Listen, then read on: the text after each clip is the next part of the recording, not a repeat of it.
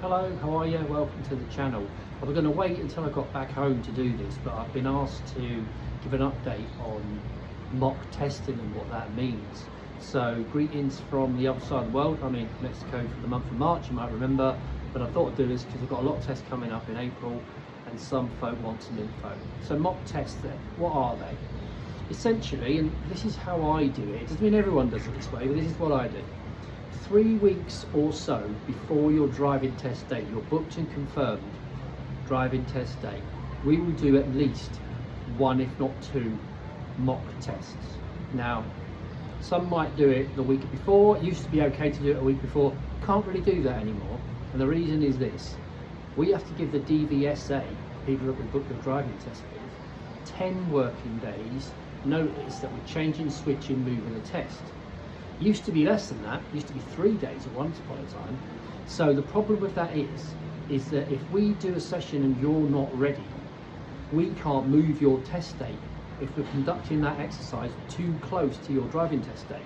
So whilst they'll let you cancel it, you'll lose the 62 quid or the 75, whatever you paid, and no one wants that. So here's how we will crack mock tests. I encourage you to go on readytopass.co.uk. I'll put that in the URL, in the show note, in the WhatsApp group, so you can go on it. That's the DVSA's Are You Ready to Pass Your Driving Test page. And it takes you through a load of questions and gets you to think about the competencies that you need to show in order to demonstrate your test ready. So there's that. So that's an educational piece. You could do that. But here's how driving mock tests work. Now, normally I do them if you're working with me. It's not unheard of to get me to find someone else to do it for us. That can happen. That would happen if time's not on our side. So you haven't, unfortunately, scheduled enough dates. Maybe you've cancelled some dates and you didn't replace them. All of that could mean that when you're free, I'm not, or I'm free and you're not, and times are ticking, and how do we know if you're driving test ready? So that's an option. I get people I trust, and they do it exactly how I do it. We all kind of mark the same way. Could be said it's subjective, but we try not to. So we will go to the driving test centre where you will be taking your test, preferably, if we can. And from there, we will do at least 2 mock tests. And that's to say that I will go into drive and examiner mode, which means I'm going to say and do all the things they do. And it's a script, basically. I mean, I could write it down word for word. It very rarely changes. So we go through a script and a process. So I take you to the test centre. Maybe we can park in it, maybe we can't, depends on the day of the week. We get as close to it as we can. We go to the test centre as near as damn it, and I run through the protocol. I run through what they're going to say. They're going to check your licence. They're going to ask you questions. They're going to get you to annotate their iPad. They're going to query your address. They're going to query your email address that we use to book the test. They're going to ask if you spelt your name correctly. They're going to check your eyesight. They're going to ask you, do you want anyone with you in the car? So we're going to go through all of that for reals. And then you're going to go to the car, and then we're going to take off like it's a driving test. So I'm going to say and do the things they say and do. I'm going to use the words they use, and then essentially off you pop for about 45 minutes or so, back to the test centre or as close to it as we can manage, park the car up, and then we talk about what happened. So this is how the day will run in a mock test environment. We go to the driving test centre. We park up as close as we can. I ask, can I see your licence, just to get you to remind you about what happens. I then ask you, is this your address? I ask you, is this your email address? Just like they do. And then it gives us an opportunity, for example, to check your licence one more time, because maybe now you wear glasses and then you didn't. That could be a thing on driving test day. That can get in the way. They code the licence on the back if you've told them you wear glasses. Maybe your address has changed. So we need to tidy that up. So it gives us a chance to fix some stuff. I'll ask you, do you want anyone with you on the test today? Just like they will. I'll run through the why it could be good that you go by yourself as a real exercise. You will have read a number plate, as I say. I'll ask you which car's yours, because they won't know on test day necessarily. We'll do a show and tell me on the way to the car. Usually it's a tell me as you walk to the car or you first get in it. They'll explain how the driving test is going to work that day. And they run through it all. It's a big speech. Everyone gets the same speech. And then you get told if you're going to be doing a sat-nav test, 4 in 5 chance, or 8%, or a directions only test, so signs and directions, verbal directions, 20% chance. And then you're told how long the test will last, between 38 minutes and 45 minutes. Do you have any questions? You know, that's what I'll ask you to. When you're ready, drive on, just like a test, and out you go. So the aim of this test then, the aim of this mock test, is that you drive by yourself for about an hour with no help from me, none. No help, no coaching, no prompting, no reminding, no what gear you're in, no, oh, stick it in one when you get to a roundabout. And in essence, if I was to boil it down, it's this. I drive by myself for up to an hour. I don't need any help, coaching, prompting, nudging, reminding. I pick the right lane, I pick the right gear, I pick the right speed, I go when I should, I wait when I should, and I know the difference. I give care and attention to the other people I share the road with, whether that's letting pedestrians cross the road, or cars come off a driveway, or a guy come up the street even though he's got parked cars and you haven't, that kind of thing. I get up to speed as soon as possible. I don't hang around. I'm not racing like I stole it, but I'm not hanging around, making progress. That I obey all of the rules, the highway code, all of them, every traffic sign, every bit of paint, every piece of info that tells me what I should and shouldn't do. I do it in good time. I don't suddenly go screeching up to a amber light that's just changed. I'm ready, I plan for it. I ask myself the what if questions, because we do this, don't we, in lessons. What if the light goes red? What if the car door opens? What if the pedestrian steps in the road? So that I don't need any help. I make the right decisions. I don't hold anybody up.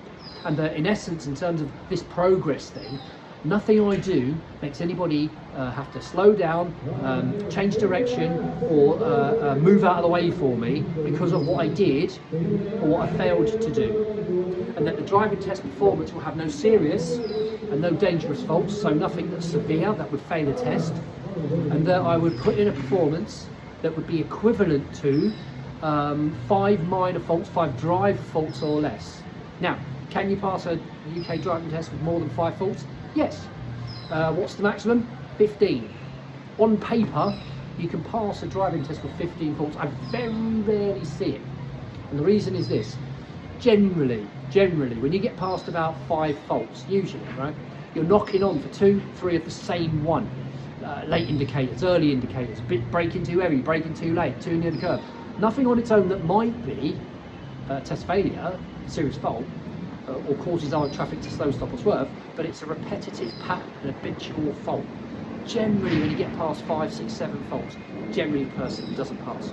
So you have to put in a performance, 5 minors, 5 driving faults or less, and we do 2 of those. Now, time's on our side, we'll do 2 together on the same day. If time isn't, we might do them a week apart. They have to be completed 3 weeks minimum before any driving test day, or by the end of your last lesson before test, whichever sooner. So what does that mean? Right, so you've got a test on the, let's make it easy, you've got a test on the 30th of March, right? So give or take 3 weeks before, 21 days, we should be wrapping this up by about the 9th, 8th, 9th, 10th at a push. That's where you conduct these mock tests. Did you pass, did you not? That way we've got time to switch it. I can find someone to help you after 31st March of 2026. You might have to do the legwork here because they're taking my capacity away to help you. I can't go online, for example, and switch tests. That'll be gone. I can't ring up as you, not that I pretend to be you, but I can't ring up on your behalf. That won't fly. So it's going to be tricky. So 3 weeks before minimum, you have to have got this mock test passed, these 2 mock tests passed, yeah? So we're using our 30th of March example, so give or take 8th, 9th, got to be done. Now, what if your last lesson is the 12th of February and your test is the 30th of March? Same applies. You have to have passed the mock test with me. You just have to. Otherwise, I can't, in good faith, bring you for a test that I've not seen you ready for. I can't, in good faith, bring you for a test that you haven't shown me you can take and pass. Now, what's the answer? Oh, Jesus Christ, you've got no lessons. Yeah. Now, be fair. Come on, be fair. You get a schedule every week, sometimes twice a week, for 1 year in advance, telling you when I'm free. If you want to know when I'm off in 2027, what holidays I'm taking, you can read it now. So really, there's no real reason, oh, you ain't got any lessons. Not really, no, that's not really fair. You haven't planned far enough ahead.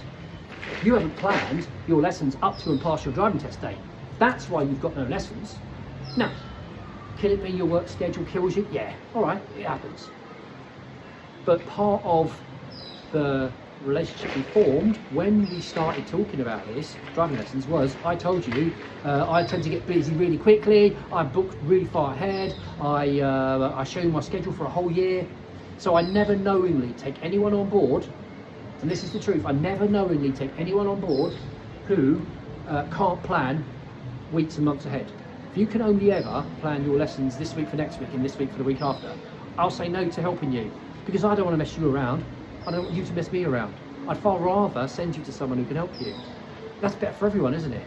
So, what's to get out of jail? Oh, Jesus Christ, last lessons in February, haven't got a test till March. I will very most likely, if I can, I'll find one of my working friends, my driving instructor friends, to help you and do a test for you.